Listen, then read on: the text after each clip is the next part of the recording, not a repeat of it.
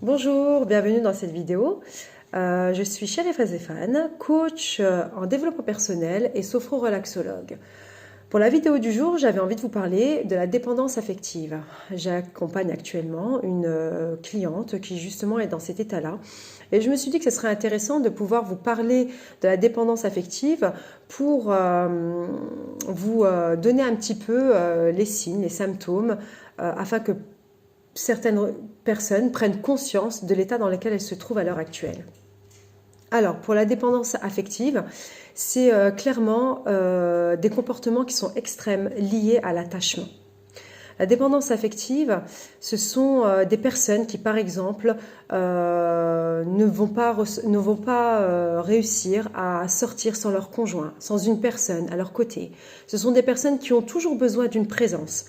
Ce sont des personnes qui ne savent pas se retrouver seules et qui n'aiment pas se retrouver seules. Elles ont systématiquement, dès qu'elles vivent une rupture, elles sont systématiquement obligées de repartir sur une autre relation. Ça doit être systématique. Elles détestent se retrouver seules. Ce sont des personnes qui, justement, suite à ces ruptures amoureuses, tombent souvent dans de grandes anxiétés, dans de la dépression. Elles manquent de confiance en elles. Elles manquent d'estime d'elles-mêmes. Ce sont des personnes qui ne savent pas s'aimer et qui n'ont pas conscience qu'elles ne savent pas s'aimer, la plupart du temps. Donc ces personnes-là ont toujours besoin d'avoir des personnes à leur côté, d'être entourées. Et on le voit notamment sur des personnes qui recherchent énormément l'affection et l'amour d'autrui. Elles le recherchent aussi dans le regard chez l'autre. Elles ont aussi besoin de leur présence. Elles ont aussi besoin d'être toujours en contact avec autrui, constamment. Elles ne savent pas être seules. Ça les fait peur. Ça leur fait vraiment peur, cette solitude. Et donc, l'éloignement, s'éloigner de leur environnement, s'éloigner d'autrui, aller à la recherche de ce qu'elles sont et de qui elles sont, partir se reconnecter à soi, ce sont quelque chose qu'elles ne savent pas faire, elles en ont peur. Du coup, elles ne vivent qu'à travers l'autre. Donc, cette dépendance affective est clairement un frein à la relation à autrui. Alors par rapport aux différents symptômes que je peux vous dire concernant la dépression affective, chaque personne est différente.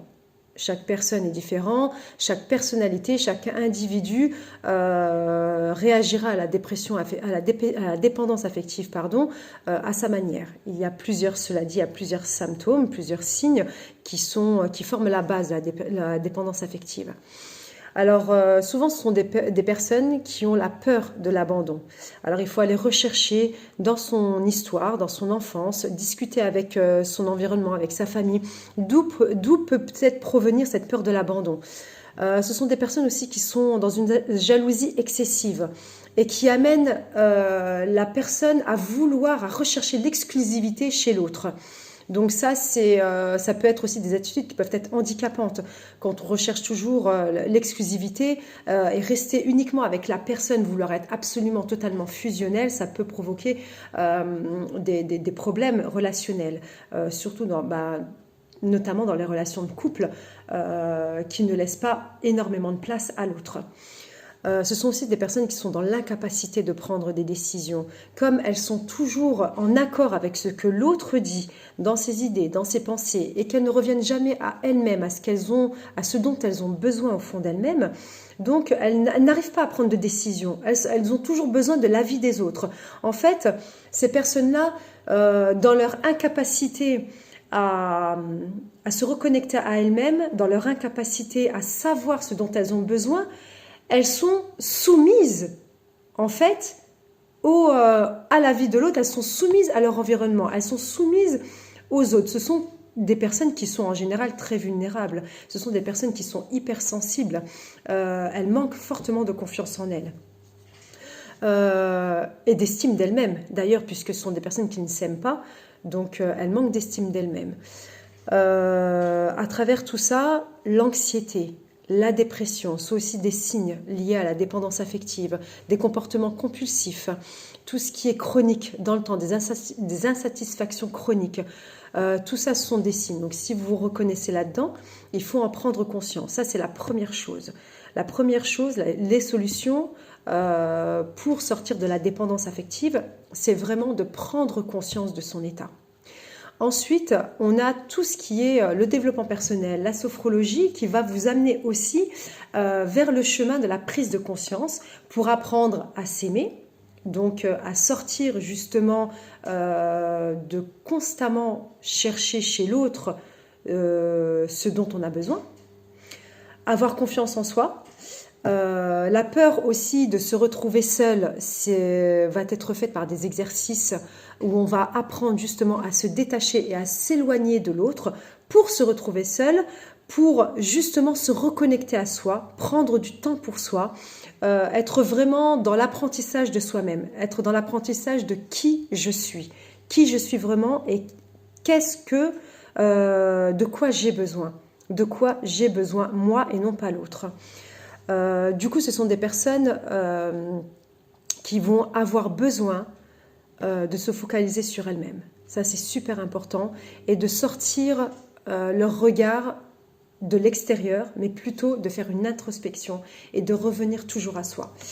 Donc, dans la dépendance affective, les frustrations, la gestion des frustrations, la gestion des émotions va être très important.